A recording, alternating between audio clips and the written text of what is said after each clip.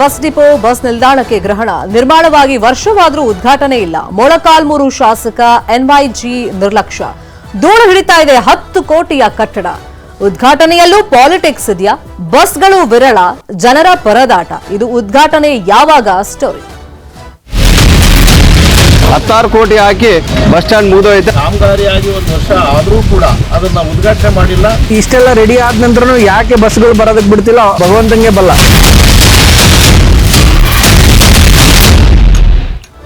ಮೊಳಕಾಲ್ಮೂರಿನಲ್ಲಿ ಹೊಸ bus depot ಇದೆ. ನಿಲ್ದಾಣಕ್ಕೆ ಗ್ರಹಣ ಹಿಡಿದಿದೆ. ಕಾಮಗಾರಿ ಮುಗಿದಿದೆ, 1 ವರ್ಷನೂ ಆಗಿದೆ. ಆದ್ರೆ ಉದ್ಘಾಟನೆ ಭಾಗ್ಯ ಮಾತ್ರ ಇನ್ನೂ ಸಿಕ್ಕಿಲ್ಲ. 10 ಕೋಟಿ ವೆಚ್ಚದ ಕಟ್ಟಡ ಉದ್ಘಾಟನೆ ಆಗದೆ ಧೂಳು ಹಿಡಿತಾ ಇದೆ. ಅಭಿವೃದ್ಧಿ ಕಾಮಗಾರಿಗಳ ಉದ್ಘಾಟನೆಗೆ ಶಾಸಕ ಗೋಪಾಲ್ ಕೃಷ್ಣ ನಿರ್ಲಕ್ಷ್ಯ ವಹಿಸಿದ್ದಾರೆ. ಶಾಸಕ ಎನ್ವೈ ಗೋಪಾಲ್ ಕೃಷ್ಣ ನಡೆಗೆ ಸಾರ್ವಜನಿಕರು ಅಸಮಾಧಾನ ವ್ಯಕ್ತಪಡಿಸ್ತಾ ಇದ್ದಾರೆ. ಡಿಪೋ ಉದ್ಘಾಟನೆ ಇಲ್ಲ, ಹಂಗಾಗಿ ಬಸ್ಗಳು ಬರ್ತಾ ಇಲ್ಲ. ಬಸ್ಗಳಿಲ್ಲದೆ ಪ್ರಯಾಣಿಕರಿಗೆ ಕಷ್ಟ ಆಗ್ತಾ ಇದೆ, ಪರದಾಟವನ್ನ ಪಡ್ತಾ ಇದ್ದಾರೆ. ಎಷ್ಟೋ ಕಡೆ ಬಸ್ ನಿಲ್ದಾಣ ಇಲ್ಲ ಅನ್ನೋ ಗೋಳಾದ್ರೆ ಇಲ್ಲಿ ಡಿಪೋ ರೆಡಿ ಇದೆ. ಕಾಮಗಾರಿ ಮುಗಿದು 1 ವರ್ಷನೂ ಆಗಿದೆ.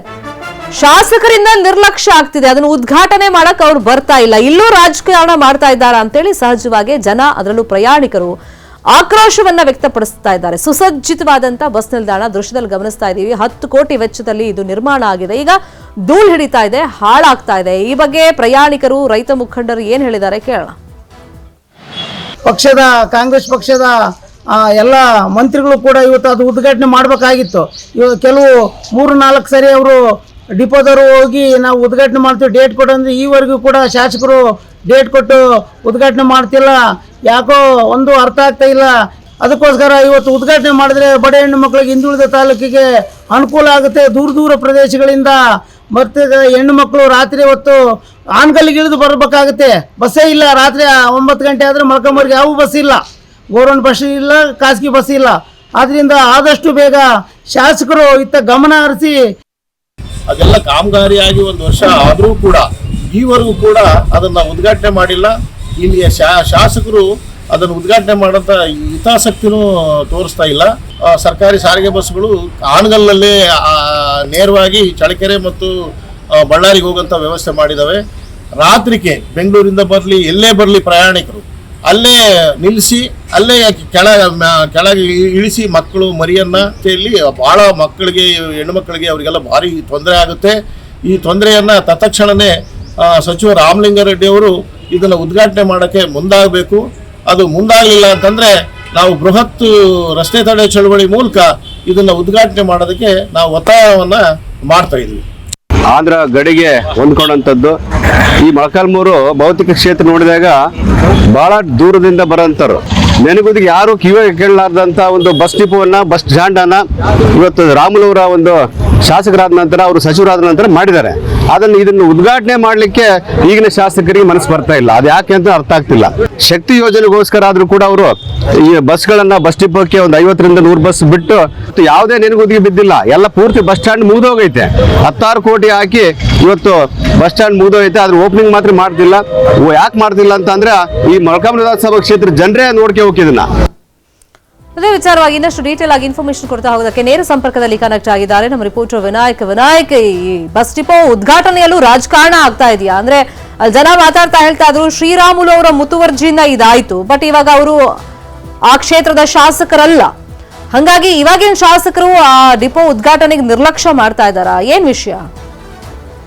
ಶರ್ಮಿತಾ, ಏನು ಚಿತ್ರದುರ್ಗ ಜಿಲ್ಲೆ ಮೊಳಕಾಲ್ಮೂರು ಪಟ್ಟಣದಲ್ಲಿ ನಿರ್ಮಾಣ ಆಗ್ತಾ ಇರ್ತಕ್ಕಂಥ 10 ಕೋಟಿ ರೂಪಾಯಿ ವೆಚ್ಚದಲ್ಲಿ ಈಗ ಹೊಸ ಬೃಹತ್ KSRTC ಬಸ್ ಡಿಪೋ ಮತ್ತು ಬಸ್ ಸ್ಟ್ಯಾಂಡ್ ಕೂಡ ನಿರ್ಮಾಣ ಆಗಿರ್ತಕ್ಕಂಥದ್ದು. ಅದು ನಿರ್ಮಾಣ ಆಗಿ ಈಗಾಗಲೇ 1 ವರ್ಷ ಕೂಡ ಕಳೆದಿದೆ. ಆದ್ರೆ ಅದರ ನಿರ್ಮಾಣ ಆದ ಬಳಿಕ ಅದನ್ನ ಉದ್ಘಾಟನೆ ಮಾಡಿ ಸಾರ್ವಜನಿಕರ ಅನುಕೂಲಕ್ಕೆ ಮತ್ತು ಸಾರ್ವಜನಿಕರ ಉಪಯೋಗಕ್ಕೆ ಒಂದು ವ್ಯವಸ್ಥೆಯನ್ನು ಕಲ್ಪಿಸಿಕೊಡ್ಬೇಕಾಗಿದ್ದು ಆ ಕ್ಷೇತ್ರದ ಶಾಸಕರಾದ ಎನ್ವೈ ಗೋಪಾಲ್ ಕೃಷ್ಣ ಅವರ ಜವಾಬ್ದಾರಿ. ಆದ್ರೆ ಅವರು ಈವರೆಗೂ ಕೂಡ ಆ ಬಸ್ ನಿಲ್ದಾಣ ಮತ್ತು ಡಿಪೋವನ್ನ ಉದ್ಘಾಟನೆ ಮಾಡದೇ ಇರೋ ಕಾರಣಕ್ಕಾಗಿ ಏನು ಸರ್ಕಾರ ಈವರೆಗೆ 5 ಗ್ಯಾರಂಟಿಗಳ ಮಾತ್ರ ಯೋಜನೆಯನ್ನ ಜಾರಿ ಮಾಡಿದೀವಿ ಅಂತ ಹೇಳ್ತಾ ಇದ್ದಾರೆ. ಜೊತೆಗೆ ಶಕ್ತಿ ಯೋಜನೆ ಮೂಲಕ ಗ್ರಾಮೀಣ ಭಾಗದ ಜನರಿಗೆ, ಅದರಲ್ಲೂ ಮಹಿಳೆಯರಿಗೆ ಅನುಕೂಲ ಆಗಲಿ ಎನ್ನುವಂತ ನಿಟ್ಟಿನಲ್ಲಿ ಫ್ರೀ ಬಸ್ ಅನ್ನ ನೀಡಿದ್ದಾರೆ. ಇದ್ಯಾವುದೂ ಕೂಡ ಸಮರ್ಪಕವಾಗಿ ಅಲ್ಲಿ ಬಳಕೆ ಆಗ್ತಾ ಇಲ್ಲ ಅನ್ನುವಂಥದ್ದು ಅಲ್ಲಿಯ ಗ್ರಾಮಸ್ಥರು ಮತ್ತೆ ಅಲ್ಲಿ ಸ್ಥಳೀಯರ ವಾದ ಹಾಕಿದ್ದಾರೆ. ಯಾಕೆಂತ ಹೇಳಿದ್ರೆ ಏನು ಇಲ್ಲಿಗೆ ಹೊಸ ಬಸ್ ಡಿಪೋ ಆದ್ರೆ ಒಂದು 50ರಿಂದ 60 ಬಸ್ಗಳು ಬರ್ತವೆ. ಆ ಬಸ್ಗಳು ಗ್ರಾಮೀಣ ಭಾಗಕ್ಕೆ ಸಂಚಾರವನ್ನ ಮಾಡ್ತವೆ. ಅಲ್ಲಿಯ ಜನರಿಗೆ ಅದು ಅನುಕೂಲ ಆಗುತ್ತೆ ಅನ್ನುವಂತಹ ನಿಟ್ಟಿನಲ್ಲಿ ಅವರು ಒಂದು ಗಾತ್ರವನ್ನ ಇಟ್ಕೊಂಡಿದ್ರು, ಒಂದು ಭರವಸೆಯನ್ನ ಇಟ್ಕೊಂಡಿದ್ರು. ಈವರೆಗೂ ಕೂಡ ಅದು ಈಡೇರದೇ ಇರೋದ್ರಿಂದ ಮತ್ತೆ ಏನು ಅಲ್ಲಿ ಬಸ್ ಸ್ಟ್ಯಾಂಡ್ ನಿರ್ಮಾಣ ಆಗಿದೆ ಅದು ಕೂಡ ಈವರೆಗೂ ಕೂಡ ಒಂದು ಉದ್ಘಾಟನೆ ಆಗದೆ ಇರೋದ್ರಿಂದ ಈ ಸಮಸ್ಯೆಗಳು ಉಲ್ಬಣ ಆಗ್ತಾ ಇದ್ದಾವೆ. ಜೊತೆಗೆ ಏನು ಇದರ ಬಗ್ಗೆ ಕಾಳಜಿಯನ್ನ ವಹಿಸಿ ಉದ್ಘಾಟನೆಯನ್ನ ಮಾಡ್ಬೇಕಾದಂತ ಏನು NY ಗೋಪಾಲಕೃಷ್ಣ ಇದ್ದಾರೆ ಶಾಸಕರು, ಅವರು ಕೂಡ ಇದ್ರ ಬಗ್ಗೆ ನಿರ್ಲಕ್ಷ್ಯವನ್ನು ತೋರಿಸ್ತಾ ಇರುವಂತದ್ದು ಸ್ಥಳೀಯರಲ್ಲಿ ಆಕ್ರೋಶವನ್ನ ಹೊರಹಾಕುವಂತಹ ಸ್ಥಿತಿಗೆ ತಲುಪಿದ್ರೆ ಇದನ್ನು ಕೂಡಲೇ ಅವರು ಉದ್ಘಾಟನೆಯನ್ನು ಮಾಡುವುದರ ಮೂಲಕ ಜನರಿಗೆ ಅನುಕೂಲ ಮಾಡಿಕೊಡ್ಬೇಕನ್ನುವಂಥದ್ದು ಅಲ್ಲಿಯ ಜನರ ಆಗ್ರಹವಾಗಿದೆ. ಆದ್ರೆ ಈವರೆಗೂ ಕೂಡ ಅಧಿಕಾರಿಗಳು ಹೋಗಿ ಕೇಳಿದಂತ ಸಂದರ್ಭದಲ್ಲಿ ಉದ್ಘಾಟನೆಗೆ ದಿನಾಂಕವನ್ನ ನಿಗದಿಪಡಿಸುವಂತ ಜವಾಬ್ದಾರಿಯನ್ನ ಅವರು ತೋರಿಸಬೇಕಾಗಿತ್ತು. ಆದ್ರೂ ಅವರು ಈವರೆಗೂ ಕೂಡ ಅದಕ್ಕೆ ನಿರ್ಲಕ್ಷ್ಯ ತೋರಿದ್ದಾರೆ ಅನ್ನುವಂತ ಮಾಹಿತಿ ನಮಗೆ ಲಭ್ಯ ಆಗ್ತಿರ್ತಕ್ಕಂಥವ್ರು. ಅದರಲ್ಲೂ ಪ್ರಮುಖವಾಗಿ ಏನು KSRTC ಡಿಪೋ ಏನ್ ನಿರ್ಮಾಣ ಆಗಿದೆ ಅಲ್ಲಿಗೆ ಅಪ್ರೋಚ್ ರೋಡ್ ಅನ್ನ ನಿರ್ಮಿಸ್ಲಿಕ್ಕೆ ಅವರು ಜವಾಬ್ದಾರಿಯನ್ನು ತಗೊಳ್ಬೇಕಾಯ್ತು, ಅದನ್ನು ಕೂಡ ಮಾಡಿಲ್ಲ ಅನ್ನುವಂಥದ್ದು. ಜೊತೆಗೆ ಅಲ್ಲಿ ಫರ್ನಿಚರ್ಸ್ ಅನ್ನ ತರಿಸ್ಕೊಡಿಸ್ಕೊಡಕ್ಕೆ ವಿಚಾರದಲ್ಲಿ ಕ್ರಮವನ್ನ ಕೈಗೊಳ್ಬೇಕಾಗಿತ್ತು, ಅನುದಾನವನ್ನ ಕೊಡಿಸ್ಬೇಕಾಗಿತ್ತು, ಅದನ್ನು ಕೂಡ ಮಾಡಿಲ್ಲ ಅನ್ನುವಂಥದ್ದು.